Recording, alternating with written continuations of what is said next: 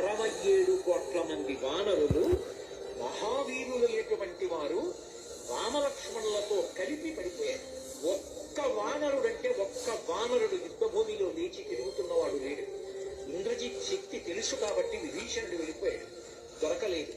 స్వామి హనుమ ఏ అస్త్రము చేత బంధింపబడరు కాబట్టి హనుమ ఒక్కరే ఉన్నారు. అందరిలో పెద్దవాడు, బ్రహ్మ యొక్క అంశలో వచ్చినవాడు జాంబవంతుడు నేల మీద పడిపోతున్నాడు. విభీషణుడు కాగడా పట్టుకుని అడిగాడు, తాతా కుశలమేనా అని అడిగాడు. వానరులలో శ్రేష్ఠుడైన హనుమ బ్రతికి ఉన్నారా అని అడిగాడు జాంబవంతుడు. విభీషణుడు అన్నాడు, తాత నువ్వు అడగవలసినది రామలక్ష్మణులు కుశలముగా ఉన్నారా అని అడగాలి.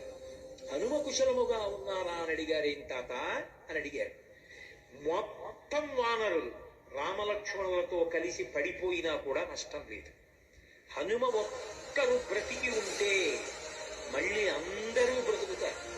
అందరూ బ్రతికి ఉన్నా హనుమ ఒక్కరు పడిపోతే బ్రతికి ఉన్న వీళ్ళందరూ పడిపోతారు. అందుకే నేను హనుమ బ్రతికి ఉన్నారా అని అడుగుతున్నాను. ఊంగి జాంబవంతుడి పాదములు పట్టుకుని తాత హనుమ నీ కుశలం అడుగుతున్నాడు, నమస్కరించుతున్నాడు అన్నాడు. కైలాసము పక్కన వృషభము అనబడేటటువంటి పర్వతం ఉంది. అక్కడ పరమశివుడు తన యొక్క త్రిశూలాన్ని ధనస్సుని నిలబెడతాడు. అక్కడే ఆదిశేషుడు ఉంటాడు. 2 పర్వతముల మధ్యలో ఓషధీ పర్వతం ఉంది. ఆ ఓషధీ పర్వతంలో 4 ఓషధులున్నాయి. మృత సంజీవని, విశల్యకరణి, సువర్ణకరణి, సంధానకరణి అని 4 ఉన్నాయి. ఆ 4 ఓషధులు తీసుకురావాలి. నువ్వు వెంటనే ఆ ఓషధులు తీసుకొస్తే వానరులు బ్రతుకుతారు. ఒక గుజుటున బయలుదేరి కైలాస పర్వతం దగ్గరికి వెళ్ళిపోయారు. ఈ స్థానములన్నీ చూశారు. వృషభ పర్వతం దగ్గరికి వెళ్ళారు. 2 పర్వతాల మధ్యలో ఓషధీ పర్వతాన్ని చూశారు.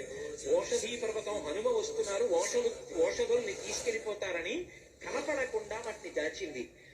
నా స్వామి అయినటువంటి రామచంద్రమూర్తి కార్యానికి పనికి రాకుండా ఓషధుల్ని దాస్తావానని ఆ సంజీవని పర్వతాన్నంతటిని పెళ్లగించి చేత్తో పట్టుకుని ఆకాశ మార్గంలో కించిత్ శ్రమ పడకుండా కాంచనలంక ఉన్నటువంటి దక్షిణ